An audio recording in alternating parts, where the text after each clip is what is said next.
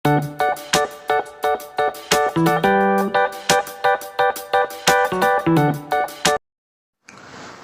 warahmatullahi wabarakatuh. Nama saya Ronaldin Kasim. Saya akan menjelaskan analisa tapak dari suatu proyek boarding school. Yang pertama, deskripsi tapak. Tapak berlokasi di Jalan Dr. Andus Hasan Kadir dan juga Jalan Zainal Umar Sidiki dan juga Jalan Jenderal B.J. Habibie, Mautong, Tilong Kabila, Kabupaten Bone Bolang, Gorontalo, di mana posisi tapak tersebut berada di posisi hub yang kondisi existing terdapat pepohonan saja. Terdapat 3 jalan di sekitar tapak, sehingga fasad bisa menghadap ke jalan yang berada pada bagian timur, yaitu Jalan Dr. Andus Insinyur B.J. Habibie. Tapak berhadapan dengan utara, yaitu alam dan rumah warga. Timur berhadapan langsung dengan pemukiman warga. Selatan berhadapan dengan langsung bundaran perpustakaan UNG. Dan bagian barat berhadapan langsung dengan wisata dan pasar. Tapak berkontur menurun ke arah barat. Lokasi terdekat dari tapak yaitu Fakultas Pertanian UNG berjarak 60 meter. Yang kedua, wisata Taman Cibutu berjarak 250 meter. Ketiga, stasiun klimatologi Bone Bolang berjarak 250 meter. Dan juga Benteng Ulanta berjarak 440 meter. Yang kelima yaitu Taman Insan Cendekia Gorontalo berjarak 1 km. Selanjutnya, data-data, di mana kontur menurun ke arah barat. Rencana tapak yaitu boarding school. Luas tanah berkisar 70.000 meter persegi atau 7 hektar. Ketinggian kontur posisi timur yaitu plus min 000, posisi barat min 50 cm, memiliki kontur 50 cm, KDB 50%, GSB di sisi timur 4 meter, sisi barat 4 meter, dan utara 3 meter. Konsep SWOT, strength atau kekuatan. Tapak sangat efektif, dekat dengan jalan raya, hingga mudah dikunjungi. Berada di hub, sehingga mampu memanfaatkan tampilan pada bangunan. Yang kedua, weakness atau kelemahan. Pada bagian yang menghadap timur, di mana akan menjadi jalur matahari. Yang ketiga, opportunities atau peluang. Mampu menjadi bangunan dengan desain yang akan menarik perhatian. Yang keempat ada threats atau ancaman. Tidak akan ada ancaman karena tapak lumayan jauh dari jalan raya. Selanjutnya, analisa matahari.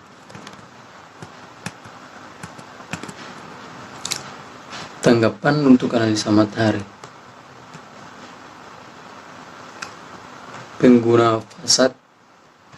Pengguna pada masa bangunan yang memanjang di hadapan matahari, sehingga radiasi panas yang masuk ke dalam bangunan bisa menghilang. Kedua ada pohon. Pohon mampu menjadi buffer untuk sinar matahari, untuk meminimalisir sinar matahari yang masuk ke dalam bangunan. Penggunaan material untuk lapisan tambahan bangunan dapat dimanfaatkan untuk mengurangi panas matahari. Kolam memiliki potensi mengubah panas matahari menjadi uap dingin. Yang kelima, sistem ventilasi. Sistem ventilasi selang ini mampu meminimalisir suhu panas pada ruang yang terpapar sinar matahari, sehingga udara panas bisa keluar dari ruangan. Analisa matahari. Sinar matahari berasal dari timur, lalu ke barat. Selanjutnya, unsur positif dari matahari adalah penerangan alami, terutama di siang hari, sehingga hemat energi. Ketiga, unsur negatif dari matahari adalah radiasi panas dan terik yang menyilaukan.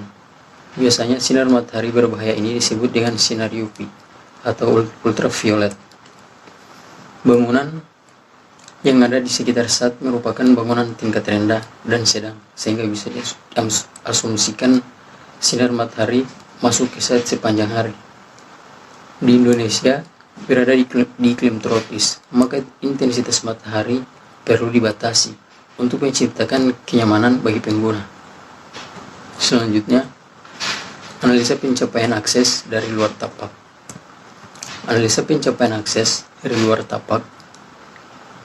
Akses keliling tapak dilalui oleh pejalan kaki, pesepeda, pemotor, mobil, minibus, dan big bus. Tanggapan analisa pencapaian akses. Pertama, pejalan kaki dan sepeda memiliki jalur khusus, di mana terdapat pedestrian atau trotoar, di mana jalur tersebut disiapkan khusus pejalan kaki. Sepeda dan pejalan kaki difabel, di mana menggunakan white block. Yang kedua, perencanaan parkiran. Perencanaan parkiran sepeda motor di mana dibutuhkan untuk 50 sepeda motor. Dengan itu menggunakan roof sebagai peneduh sepeda motor, sehingga terkesan rapi. Ketiga, mobil, minibus, dan big bus. Penggunaan mobil, minibus, dan big bus di mana harus memiliki area besar, dan disediakan juga beberapa roof sebagai peneduh mobil dan minibus. Untuk disediakan pula drop-off sebagai akses langsung pengunjung yang akan masuk ke dalam bangunan. Selanjutnya, analisa kebisingan. Analisa kebisingan pada tapak di sebelah timur berasal dari suara dari pemukiman warga. Di sebelah utara dari pemotor atau kendaraan. Tanggapan analisa kebisingan. Pertama, pagar pembatas dan vegetasi. Penggunaan pagar pembatas dan vegetasi yang berdaun lebat berfungsi untuk mereduksi sumber bunyi kebisingan dari luar site maupun ke dalam site. Vegetasi sebagai barrier bising untuk pengunjung. Kedua, sistem zoning. Masalah kebisingan juga dapat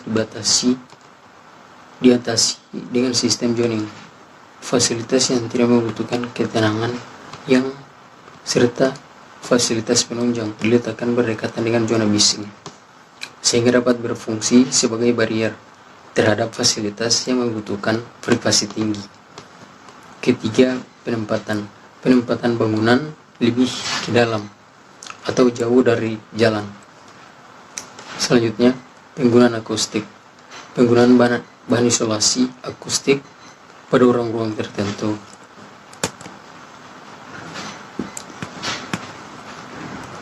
Selanjutnya, analisa angin. Analisa angin dominan berembus dari arah tenggara ke barat daya sepanjang tahun. Selanjutnya, penempatan pohon. Penempatan pohon dapat menghalangi debu yang terbawa angin ke dalam tapak. Selanjutnya, angin mampu menjadi penyejuk dalam sirkulasi bangunan. Bangunan yang ada di sekitar site merupakan bangunan tingkat rendah dan sedang, sehingga bisa diasumsikan angin masuk ke site sepanjang hari. Di Indonesia berada dalam iklim tropis, maka intensitas angin perlu dibatasi untuk menciptakan kenyamanan bagi pengguna. Kondisi angin di iklim tropis biasanya memiliki kecepatan angin yang relatif rendah dan cenderung lembab. Tanggapan analisa angin. Sistem cross ventilation memaksimalkan penggunaan bahan alami tanpa mengganggu kenyamanan di dalam bangunan menggunakan press ventilation. Kedua, membelokkan arah angin.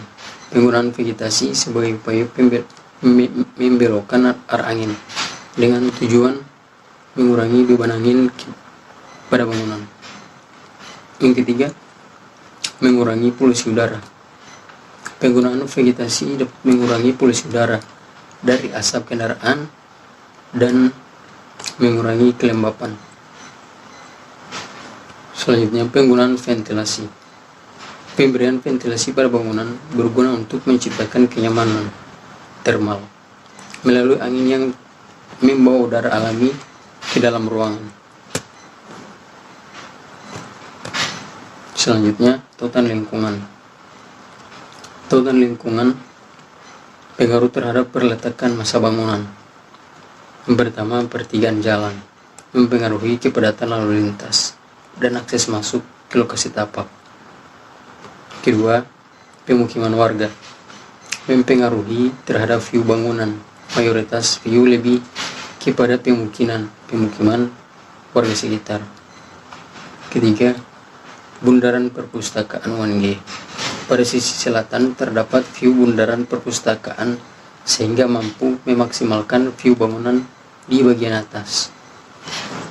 Selanjutnya, tanggapan tautan lingkungan. Pertama, pertigaan jalan.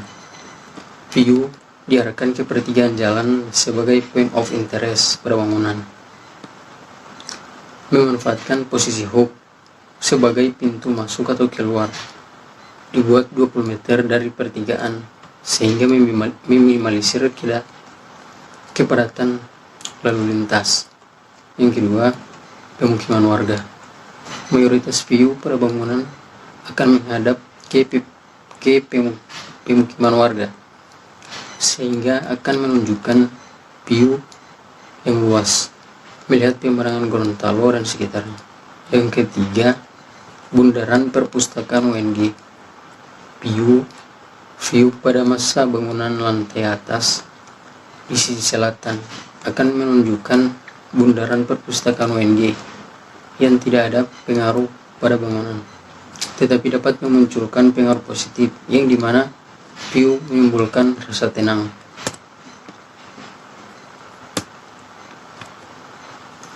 Selanjutnya, zoning. Kesesuaian dengan zoning tapak. Zoning adalah peta pemaparan ringkasan dari seluruh hasil proses analisis yang memberikan masukan pada konsep desain. Zoning biasanya diperlihatkan dalam bentuk denah atau pengeplotan atau denah pengeplotan dalam tapak. Meskipun pada kasus tertentu, kasus tapak dengan bangunan berlantai sedang dan banyak perlu memperlihatkan pengeplotan.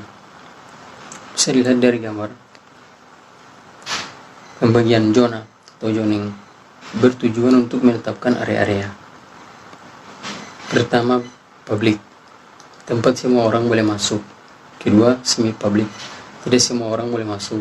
Ketiga, privat, kawasan pribadi, hanya orang tertentu yang boleh masuk. Maka area yang paling dekat dengan pintu masuk adalah area publik, dan semakin jauh dengan entrance berubah menjadi area semi publik dan kemudian privat. Selanjutnya, konsep sirkulasi pencapaian. Jenis sirkulasi pencapaian tapak. Pertama, main entrance, pintu masuk dan pintu keluar. Yang kedua, side entrance, pintu masuk kegiatan servis yang bisa dilalui oleh pejalan kaki, motor, mobil, truk, ambulan, big bus, dan mobil damkar. Jenis pelaku.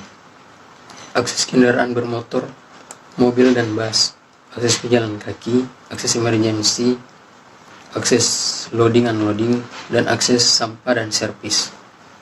Hal yang perlu diperhatikan. Pertama, mudah dijangkau oleh kendaraan umum atau pribadi. Kedua, mudah dikenali dari jalur utama. Selanjutnya, menghadap langsung ke jalur utama agar dapat mendapat nilai expose terbesar. Selanjutnya, menyesuaikan dengan arah pergerakan lalu lintas. Selanjutnya, jauh dari titik kemacetan, minimal 20 meter dari jalan.